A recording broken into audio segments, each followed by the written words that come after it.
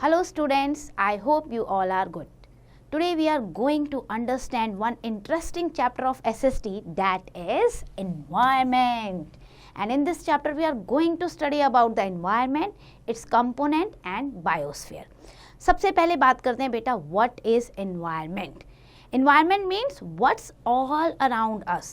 जो भी हमारे आसपास होता है ना बेटा, जिसे हम कहते हैं हमारी सराउंडिंग्स, उसे हम एनवायरनमेंट कहते हैं.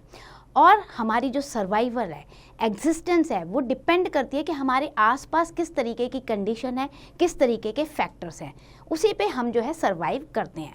फॉर एग्जांपल आप ले लो बेटा, कोई भी फ्लावर है, वो फ्लावर जो है अच्छे से ग्रो कब करेगा, जब उसे अच्छे से वाटर मिलेगा, अच्छे से क्लाइमेटिक कंडीशन मिलेंगी या फिर अच्छी सॉइल मिलेगी.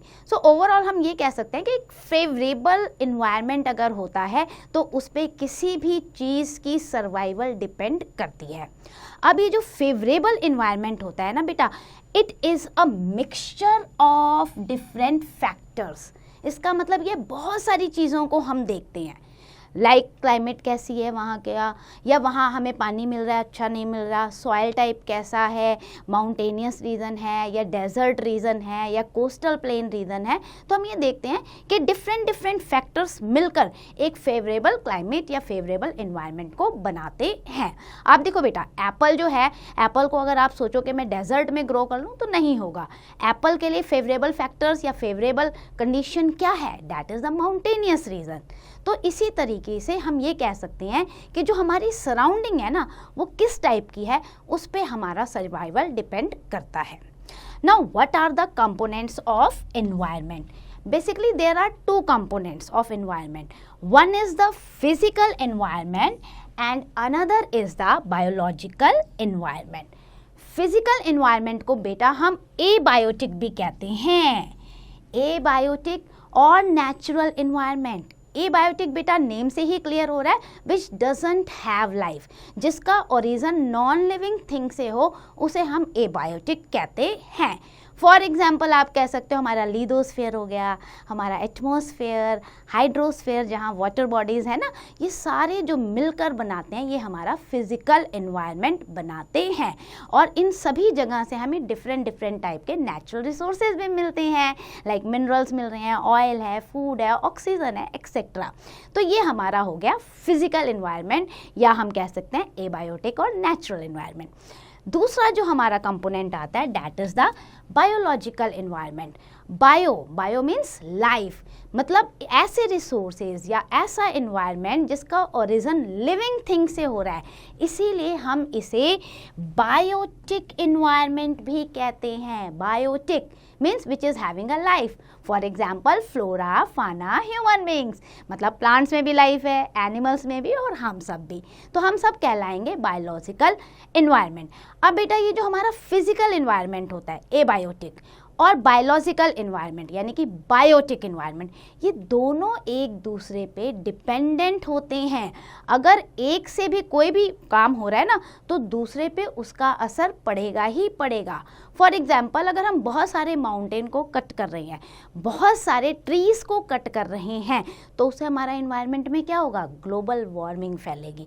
एक तरफ डेवलपमेंट होगा लेकिन एक तरफ हमारी क्लाइमेट जो है वो इफेक्ट करेगी. So overall you can say that physical environment and as well as the biological environment, they are interdependent on each other and they affected also each other. So you can say the activities of biological environment are chiefly undertaken by human beings, क्योंकि biological बात हो रही है. सो bio का देखो बेटा, या तो प्लांट्स होंगे या एनिमल्स या ह्यूमन बींग्स. सो सबसे ज़्यादा ह्यूमन बींग्स की जो एक्टिविटीज़ है ना, वो इफ़ेक्ट करती हैं इन्वायरमेंट में, और उससे हमारा बहुत ज़्यादा मैसिव चेंज आता है. हमने क्या किया, डैम बना दिए, रोड्स बना दिए, बिल्डिंग बना दी, ट्रीज़ का बहुत ज़्यादा जो है हमने कटिंग कर दिया, तो उससे तो हमारी आसपास की सराउंडिंग इफ़ेक्ट होगी ही होगी. अब हम बात करते हैं बेटा बायोस्फीयर की। Know what is biosphere? Mainly 3 domains आपने क्लास 6 में भी पढ़े होंगे, है ना। लिथोस्फीयर मीन्स हमारा लैंड, देन एटमॉस्फेयर हमारी air, and then hydrosphere that is our water bodies. अब ये जो तीनों है ना, लैंड, एयर और वाटर, ये तीनों मिलकर एक ऐसा नैरो जोन बनाते हैं लाइफ का, जिसमें लाइफ एग्जिस्ट करती है। क्योंकि बेटा देखो, जिंदा रहने के लिए हमें ये तीनों ही चीज़ें चाहिए, हमें हवा भी चाहिए, पानी भी चाहिए और ज़मीन भी चाहिए। तो बायोस्फीयर इन तीनों डोमेन्स का जो है कॉम्बिनेशन होता है। तो you can say that little below the surface of the earth, and you can say the narrow zone और narrow belt where the life can exist, that is the biosphere. और वो क्या है? हमारी अर्थ। इसीलिए हम कहते हैं ना, अर्थ एक यूनिक प्लैनेट है, क्योंकि वहां पे ये तीनों ही डोमेन्स आपको मिलते हैं। Now we are going to discuss about the biodiversity.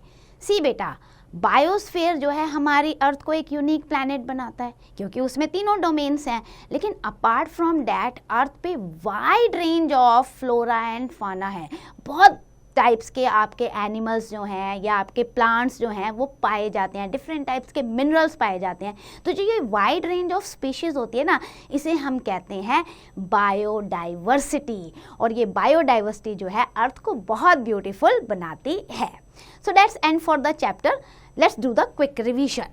Number 1, by environment, what do we mean? Our surroundings. Then 2 parts of the environment are physical environment and biological environment. Physical means abiotic, which means do not have the life, compromise with the lithosphere, atmosphere and hydrosphere.